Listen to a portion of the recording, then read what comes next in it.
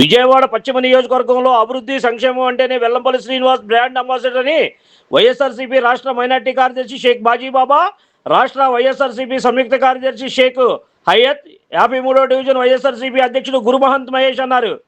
మంగళవారం 1 town royal hotel దగ్గర Khan Darbar soldier office వద్ద విలేకరుల సమావేశం నిర్వహించారు. ఈ సందర్భంగా వారు మాట్లాడుతూ మాజీ మంత్రి వెల్లంపల్లి శ్రీనివాస్పై టీడీపీ నేతలు చేస్తున్న అనుచిత వ్యాఖ్యలను తీవ్రంగా ఖండిస్తున్నామన్నారు. విజయవాడ పశ్చిమ నియోజకవర్గంలో అభివృద్ధి సంక్షేమం అంటేనే వెల్లంపల్లి శ్రీనివాస్ బ్రాండ్ అంబాసిడర్ అని తెలిపారు. గత ప్రభుత్వ హయాంలో జరిగిన అభివృద్ధిని కళ్ళకు కట్టినట్లు చూపిస్తామని ఈ సందర్భంగా వారు అన్నారు. టీడీపీ కార్యాలయం ఉన్న గణపతిరావు రోడ్డును అభివృద్ధి చేసింది కూడా వెల్లంపల్లి శ్రీనివాస్ అని, ఈ విషయాన్ని టీడీపీ నేతలు తెలుసుకొని మాట్లాడాలన్నారు. టీడీపీ హయాంలో గడిచిన 2 ఏళ్ల కాలంలో ఒక్క శంకుస్థాపన కూడా చేయలేదని, వైఎస్ఆర్సీపీ హయాంలో మేము చేసిన పనులనే ఇప్పుడు అభివృద్ధిగా చెప్పుకుంటూ కాలయాపన చేస్తున్నారన్నారు. పశ్చిమ నియోజకవర్గ అభివృద్ధిపై చర్చకు సిద్ధమా అని సందర్భంగా వారు సవాల్ విసిరారు. ఈ సమావేశంలో రాష్ట్ర బొందిలి అధ్యక్షుడు నరేందర్ సింగ్, ఎన్టీఆర్ జిల్లా మైనార్టీ అధ్యక్షుడు షేక్ మస్తాన్, రాష్ట్ర మైనార్టీ కార్యదర్శి సోల్జర్, సహాయ కార్యదర్శి షేక్ నజీర్, ఎన్టీఆర్ జిల్లా మైనార్టీ ఉపాధ్యక్షుడు యూనిస్, పశ్చిమ నియోజకవర్గం మహిళా అధ్యక్షురాలు పేరూరి దుర్గాభవాని, ఎన్టీఆర్ జిల్లా మహిళా ఎగ్జిక్యూటివ్ నెంబర్ ఆర్కే రెడ్డి, 54వ డివిజన్ అధ్యక్షుడు షేక్ అఫ్సర్, 51వ డివిజన్ అధ్యక్షుడు తుపాకుల గురుమూర్తి రెడ్డి, ఆలీ, మహిళా నాయకురాలు బంకా లక్ష్మి, కనకలక్ష్మి, ఎన్ దుర్గాభవాని తదితర వైఎస్ఆర్ కాంగ్రెస్ పార్టీ నాయకులు, కార్యకర్తలు, అభిమానులు పాల్గొన్నారు. అందరికీ నమస్కారం. ఇక్కడికి వచ్చేసిన పత్రికా సోదరులందరికీ కూడా నా హృదయపూర్వక ధన్యవాదాలు. అదేవిధంగా నిన్న ఏదైతే జంజీ వార్ అని మా గౌరవైన మాజీ ముఖ్యమంత్రి శ్రీ వైఎస్ జగన్మోహన్ రెడ్డి గారు ఏదైతే పిలుపునిచ్చారో జంజీ వార్ అనే కార్యక్రమాన్ని, ర్యాలీని జయప్రదం చేసిన వైఎస్ఆర్సీపీ కార్యకర్తలకు, నాయకులకు, అదేవిధంగా ఏదైతే ముఖ్యంగా ఈ కార్యక్రమం చేసిన యువతకి, అదేవిధంగా నిరుద్యోగ యువతకి, అలాగే ఉద్యోగాలు లేక అవస్థపడుతున్న ప్రతి ఒక్కరికి కూడా నిన్న ఒక ర్యాలీని జయప్రదం చేసినందుకు వారందరూ కూడా హృదయపూర్వక ధన్యవాదాలు తెలియజేస్తున్నాం. అదేవిధంగా నిన్న ఏదైతే కొంతమంది మైనార్టీ నాయకులు నిన్న ఒక ప్రెస్ మీట్ పెట్టి ఏదైతే ఎల్లో మీడియాని ప్రశంసిస్తామని చెప్పి చిన్న ప్రెస్ మీట్లు పెట్టారు, అవన్నీ అవాస్తవాలు. నిన్న ప్రజలందరూ కూడా, యువకులు అందరూ కూడా స్వచ్ఛందంగా వందలాది మందిగా, మీరు అన్నట్టు 20, 30, 40 కాదు, వందలాది మందిగా ఆ ఒక ర్యాలీని పాల్గొనడం జరిగింది. దాన్ని జయప్రదం చేయడం జరిగింది. మీరు దయించి మీ దగ్గర ఇంటెలిజెన్స్ రిపోర్ట్లు ఉంటాయి, మీరు కూడా దయచేసి తెచ్చుకోండి. అదేవిధంగా ఏదైతే వీడియో రికార్డింగ్లు, అదేవిధంగా మీరు ఎవరైతే మీ రకరకాల యూట్యూబ్ ఛానళ్ళు ఉంటాయి కదా, వాటి ద్వారా తెలుసుకోండి ఎంతమంది వచ్చారు, ఎంతమంది పార్టిసిపేట్ అయ్యారు, ఏ విధంగా ఆ ర్యాలీ అయితే జయప్రదం అయింది అనేది మీరు తెలుసుకొని మాట్లాడాలని చెప్పి మేము అందరూ తెలియజేస్తున్నాం. అదేవిధంగా మీరు ఏదైతే నిన్న అంటున్నారో, రండి డిబేట్కి రండి, మేము కుర్చీలు వేసాం, తెల్ల టవల్ వేసాం, బులుగు టవల్ వేసాం, లేకపోతే బంగారు కుర్చీలు వేసామని చెప్పి రకరకాలుగా మాట్లాడుతున్నారు. ఇప్పుడు డిబేట్కి రావడం పెద్ద సమస్య కాదు, డిబేట్కి వస్తాం. వైఎస్ఆర్సీపీ పార్టీ అనేది ఎక్కడికైనా సరే వస్తుంది, దేనికైనా వస్తుంది.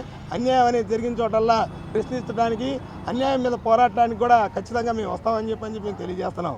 కాకపోతే మీరు అనవసరంగా డిబేట్లు పెట్టడం, మీరు 1 అంటే మేము 2 అంటాం, మీరు 2 అంటే మేము 4 అంటాం, మేము ఆధారాలు బయట పెట్టడం, వాటిని కప్పిపుచ్చే విధంగా మీరు తాపత్రయపడటం, ఇవన్నీ ఎందుకు? సిబిఐ ఎంక్వైరీ అనేది జరిపించండి.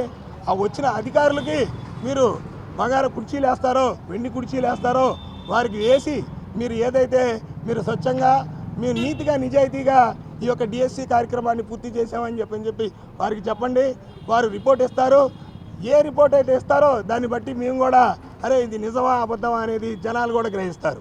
మేము వైఎస్ఆర్సీపీ పార్టీ కోరుకునేది ఒకటే, సిబిఐ ఎంక్వైరీ జరిపించాలి ఈ డిఎస్సి మీద. ఏదైతే మీరు దగా చేశారని చెప్పి మీ అందరం కూడా అంటున్నాం, దాన్ని మీరు నిరూపించుకోవాలని చెప్పి మేము కోరుకుంటున్నాం.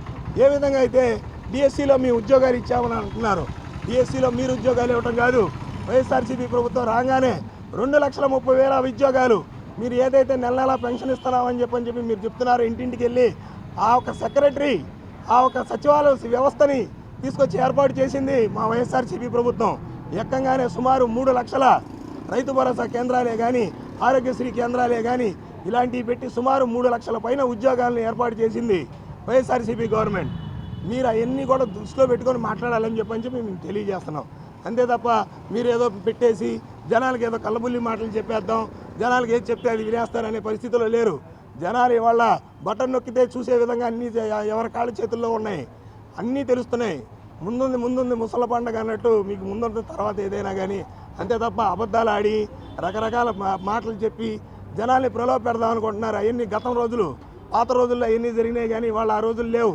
రోజులు మారిపోయినాయి, ప్రజలు అన్నీ తెలుసుకుంటారు.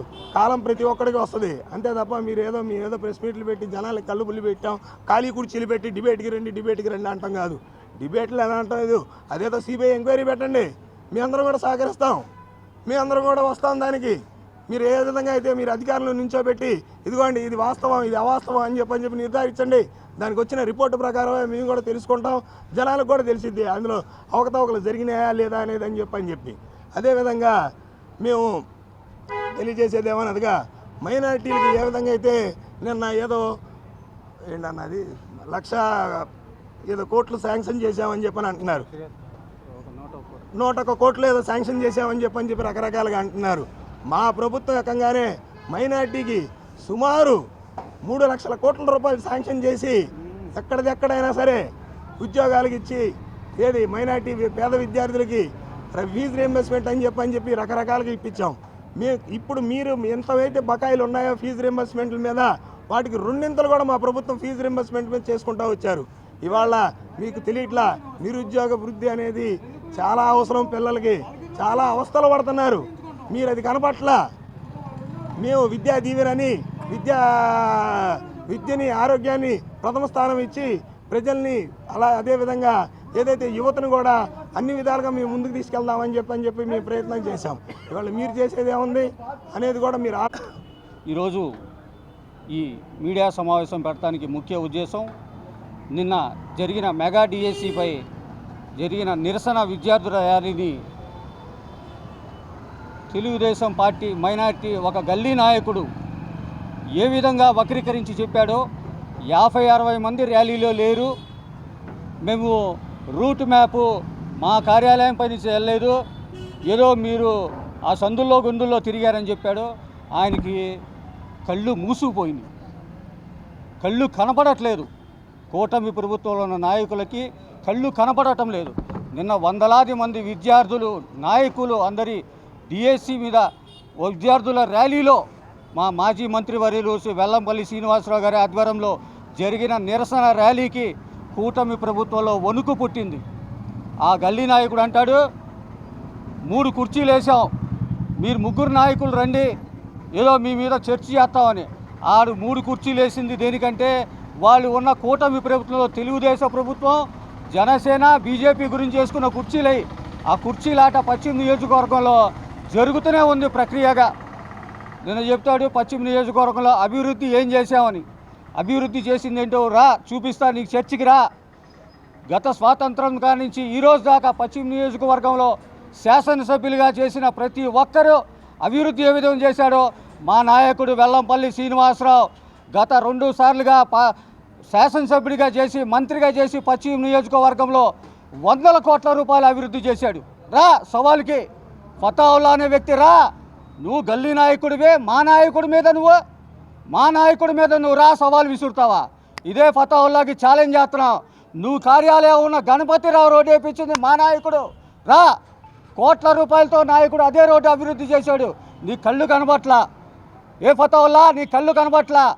గతంలో నువ్వు కేసినేని నానితో ఉండి వెన్నుపోటు పొడిచి కేసినేని చిన్ని దగ్గరికి వచ్చావు, మళ్ళా త్వరలో కేసినేని చిన్ని కూడా పొడుస్తావు. వెన్నుపోటు పార్టీ తెలుగుదేశం పార్టీ మీదే, వెన్నుపోటు తెలుగుదేశం పార్టీ మీదే. ఆ పార్టీలో ఉన్న నువ్వు ఒక వెన్నుపోటుదారుడివి. కేసినేని నాని అయిపోయాడు, కేసినేని చిన్ని ఉన్నాడు. రేపు వెన్నుపోటు పొడిచి మళ్ళీ ఎవరి దగ్గరికి వెళ్తావో తెలియదు. ఇదే ఫతావుల్లాకి సవాల్. ఫతావుల్లా పశ్చిమ నియోజకవర్గంలో అభివృద్ధి చేసింది మా నాయకుడు వెల్లంపల్లి శ్రీనివాసరావు. 100 కోట్ల రూపాయలు రోడ్లు, హాస్పిటల్స్, విద్యార్థులకి కాలేజీ, మైనార్టీ కాలేజీ తీసుకొచ్చిన ఏకైక నాయకుడు మా వెల్లంపల్లి శ్రీనివాస్. రా సవాళ్ళు విసురుతున్నాం. అభివృద్ధి ఏంటో చూపించిన నాయకుడు మా వెల్లంపల్లి. మీరెక్కడ చూపించారు? పశ్చిమ నియోజకవర్గంలో ఒక్క రోడ్డుకైనా శంకుస్థాపన చేశారా? మా నాయకుడు చేసిన శంకుస్థాపనలకే మీరు ఓపెనింగ్లు పెట్టుకొని ఈరోజు ఏదో మేము అభివృద్ధి చేసామంటున్నారు. రా, నీ సవాల్ స్వీకరిస్తున్నాం. ఎక్కడికి రమ్మంటావు? మా నాయకుడు చేసిన అభివృద్ధి నీ కళ్ళారా చూపిస్తాం. ఒకసారి వచ్చి నీ కళ్ళజోడు పెట్టుకొని చూడు. ఇదే మా సవాల్. కొత్తవల్లా గారికి రమ్మనండి, చూసుకుందాం. నిన్న పశ్చిమ నియోజకవర్గంలో గణపతిరావు రోడ్లో ఒక పార్టీ కార్యాలయంలో కొంతమంది నాయకులు, మా పార్టీ నాయకులు వెల్లంపల్లి శ్రీనివాసరావు గారు అవాకులు చవాకులు పెళ్తూ ఉన్నారు. వాళ్ళందరూ కూడా మేము ఒకటే మాట చెప్తా ఉన్నాం. నిన్న 3 కుర్చీలు వేసాం, 3 కుర్చీలు వేసాం. ఆ 3 కుర్చీలు ఆట రేపు కార్పొరేషన్ ఎలక్షన్లో ఆ 3 కుర్చీలు మీకు ముచ్చమటలు పట్టిస్తాయి. మీ పార్టీలో మీ కోటంలోనే ఆ 3 కుర్చీల ఆట మొదలవబోతూ ఉంది. ముందు మీ పార్టీలో లొసుకులు మీరు చూసుకోండి. ఆ తర్వాత ప్రతిపక్షాల మీద, జగన్మోహన్ రెడ్డి గారి మీద, వెల్లంపల్లి శ్రీనివాసరావు మీద అవాకులు చవాకులు ఇవ్వాలండి. Like, subscribe and press the bell icon for new updates.